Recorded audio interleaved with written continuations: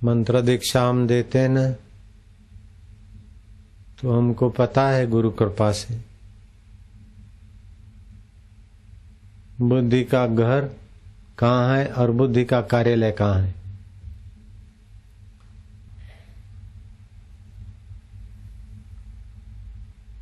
चोटी के नीचे भाग नाड़ी जाल वो कार्यालय है, और रात को सोती है अपने घर में, हृदय में।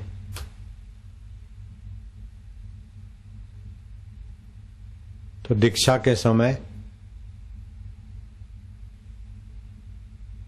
मैं दोनों जगहों को प्रभावशाली बनाने की विधि करा देता हूं।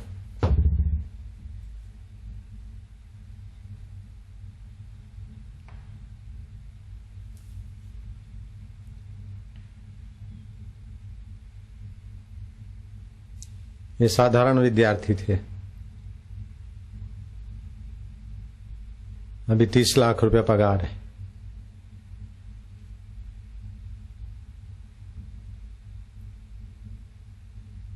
मंत्र दिया, नोकिया कंपनी में मैनेजर है।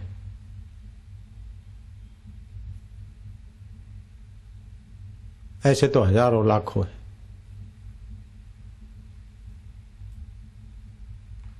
जिन्होंने दीक्षा लिया और बहुत फायदे हुए, हाथ उठाओ।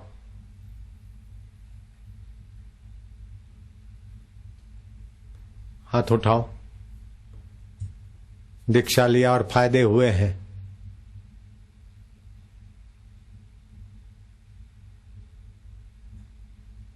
ठीक है जी।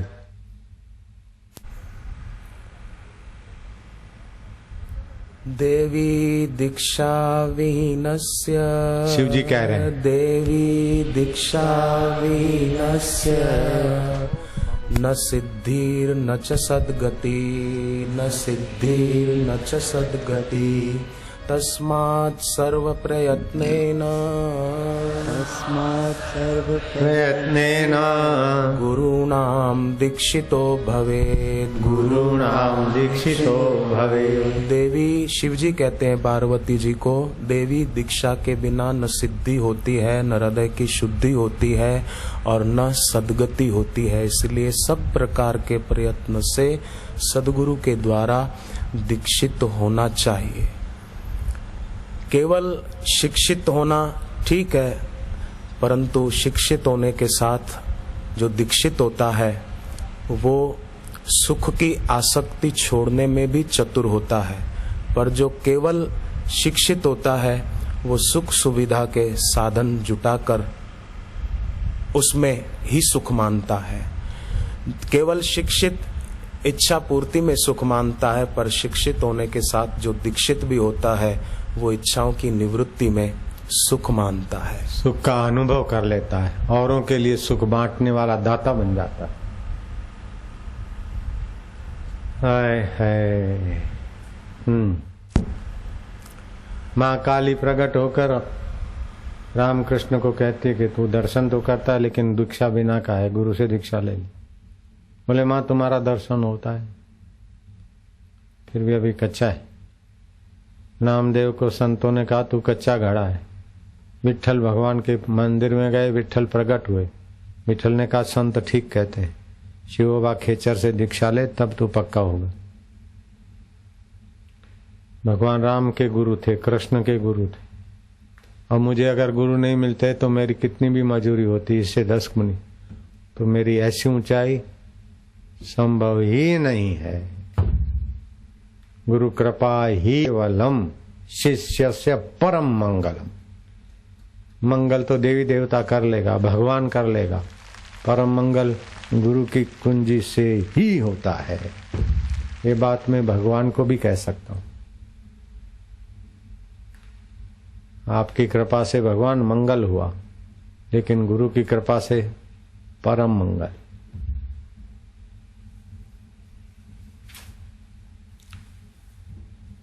आप सबको भगवान सूर्य नारायण थोड़ा रियायत भी कर रहे हैं। सबसे बड़ा देव विष्णु तत्व रूप से विष्णु को देखो तो सबसे बड़े, और शिव को देखो तत्व रूप से तो शिव जी बड़े। तो जहां शिव पुराण आता है तो शिव जी को कारण रूप से लिया और देवताओं को कार्य रूप से दिखाया। तो कारण बड़ा होता है, कार्य छोटा होता है। ऐसे गणपति को तत्व रूप से कारण रूप से दिखाया, शिव जी को विष्णु को कार्य रूप से दिखाया। तो हर भक्त अपने अपने इष्ट में आदि यज्ञ तत्व को, कारण तत्व को देखे।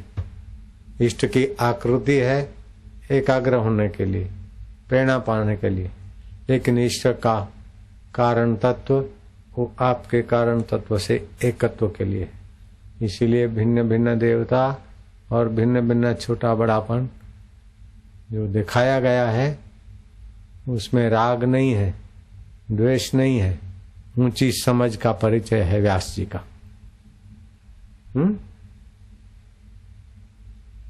ठीक है। हरि ओम।